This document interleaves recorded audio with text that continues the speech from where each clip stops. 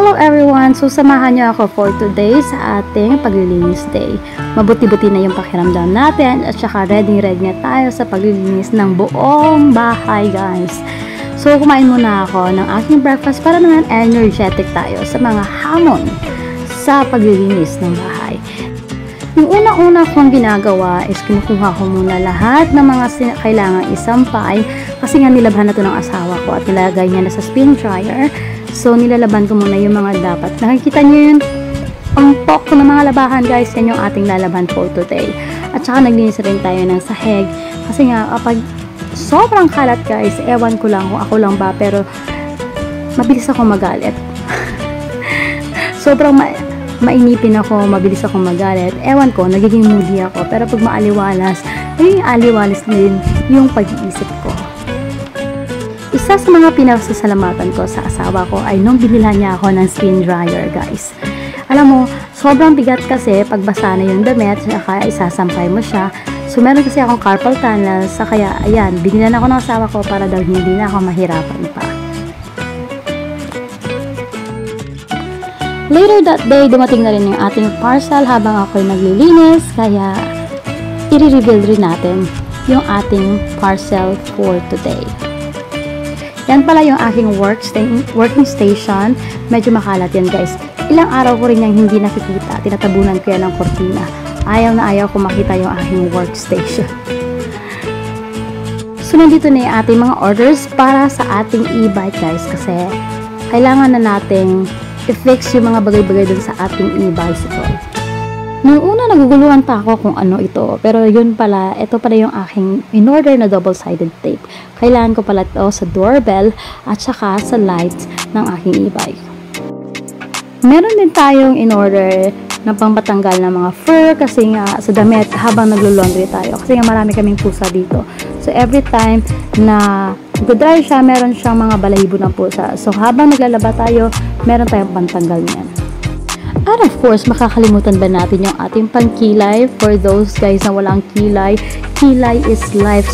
Eto naman, dumaan lang sa aking feed sa Shopee, kaya in-order ko na rin para kasi na-entice ako bumili kasi nga tatanggal niya daw yung mga balahibo sa pusa, pero nung tinry ko, walang natanggal na balahibo.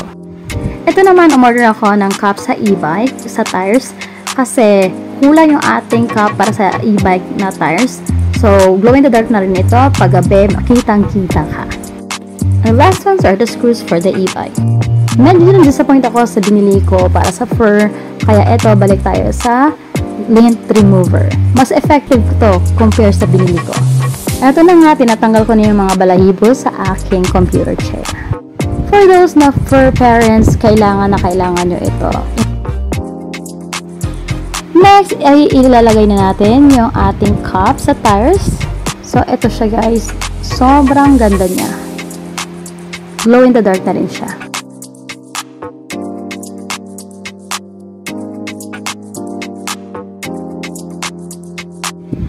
Nang matapos yan ay dumiretso agad ako dun sa ating biniling double-sided tape.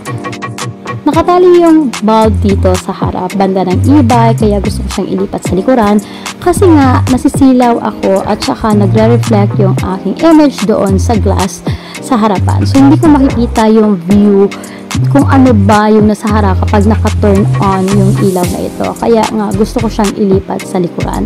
So ito na, tinatanggal ko na yung ang adhesive tape na nakalagay dito.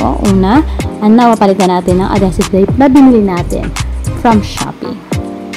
Ang kagandahan ng adhesive tape na to is sobrang dikit niya. Yun nga lang, kapag nadikit mo na siya, hindi mo na siya matatanggal guys. So, you have to be careful, you have to be cautious, and you have to be precise kung saan mo talaga siya ilalagay. And yeah, voila, ready na siya. Next, punta tayo sa screw. So, eto, chinek ko nga at medyo hindi kasya. So, pero nakausli kasi yung screw dito. So, pilit kong tinatanggal siya guys. At medyo may katangahan ako. Kaya, ayan, aray, ang sakit niyan guys. Sobrang sakit sa kamay hanggang ngayon. Masakit pa rin siya. Pero ayan, for the vlog. Ayan, medyo namamantal na siya guys. Masakit yan. Pero pinipilit ko pa rin tanggalin kasi nga nakausli siya at delikado minsan.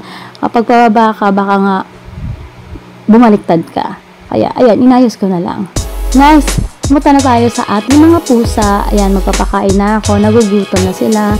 Isa po akong dakilang alalay ng aking mga pusa. Minsan po ako po yung taga-tabon ng tae nila. Ako rin yung taga-tapon. Ako yung taga-bili at ako yung taga-laba ng mga higaan nila. So, kita nyo yun guys, ang hirap-hirap maging fur parent. Pero you need to because that is your responsibility. You have to take care of everything. Pero hindi naman lahat, syempre, responsibility natin. One thing na nag-give back naman yung ating mga pusa.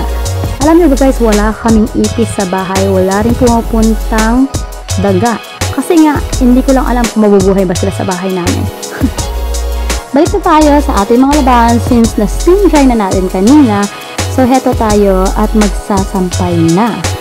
One thing na gusto ko sa spin dryer is kahit na umuulan, kahit na bumabagyo, as long na may spin dryer ka, walang problema. Hindi ka problema kung may isusuot ka ba bukas, mamaya, or next week. Kasi nga, kahit kailan mo gusto, pwede kang magsampay. So, nagpapasalamat talaga ako sa husband ko na binilhan niya ako ng spin dryer. Kasi dati problema talaga ako kung kailan ba talaga ako maglalaba. Parang nagtatambak na yung aking labahan pero hindi ko siya masampay-sampay. Nowadays, hindi talaga ako na problema. So, thank you so much. And of course, kailangan na natin maghugas. Baka magsabi kayo, ang dami niyo namang baso, ang dami niyong tasa. Guys, pasensya naman kasi nag-inom ako ng gatas kaninang breakfast. After na, uminom rin ako ng tea at saka uminom na ako ng tubig. Uminom pala ako ng tea ng oregano, ginger, at saka ginger tea. Kasi nga, kailangan kong i-soothe yung aking throat.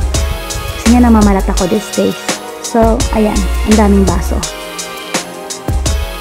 And since ako lang naman mostly mag-isa dito sa bahay, so kailangan ko na talagang humigib ng tubig kasi nga yung asawa ko always nasa trabaho at wala rin time. Kapag umuwi siya, sarado na yung water refilling station.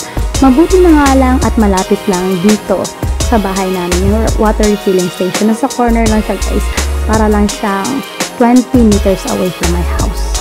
Ganyan lang.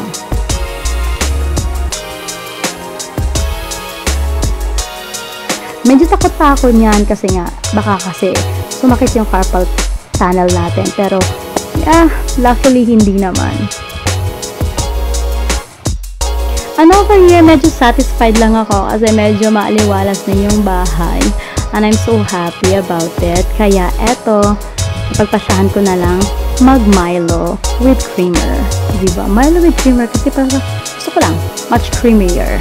Diba? Kayo ba? Paano ba kayo nag-inom ng Milo? Milo lang ba? Or nilalagay nyo ng creamy? Or ng creamier? Or naglalagay rin kayo ng kape? Tsaka Milo. Yung kapatid ko kasi Milo tsaka kape. Ako, Milo with creamer.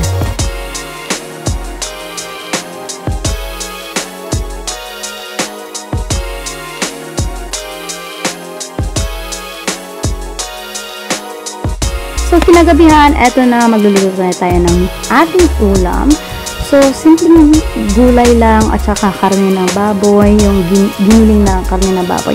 Yun lang yung lulutuin natin guys. Kasi gusto ko naman na kumain ng something healthy yung aking asawa. So, eto na at sobrang bilis lang niya guys. Pakuluan mo lang. Oil, boil lang talaga, boil. Para much healthier. Medyo natatakot ako dyan kasi nga, alam nyo, meron akong fear sa lightning. Kaya, pero sige lang. Kailangan tapusin yung pagluluto guys or else wala ka talaga kami makain.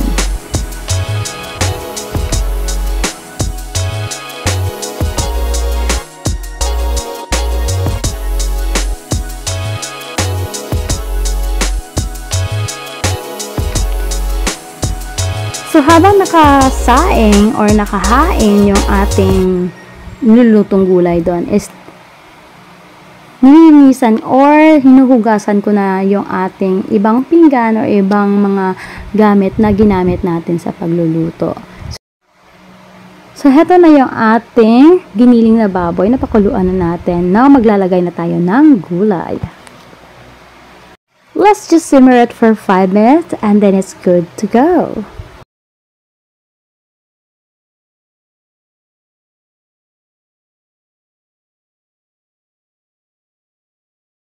And eto na siya guys. ready na siya. So it's so yummy. One of my favorite food dish. And let's just eat. And thank you so much for being with me today. Bye! Enjoy!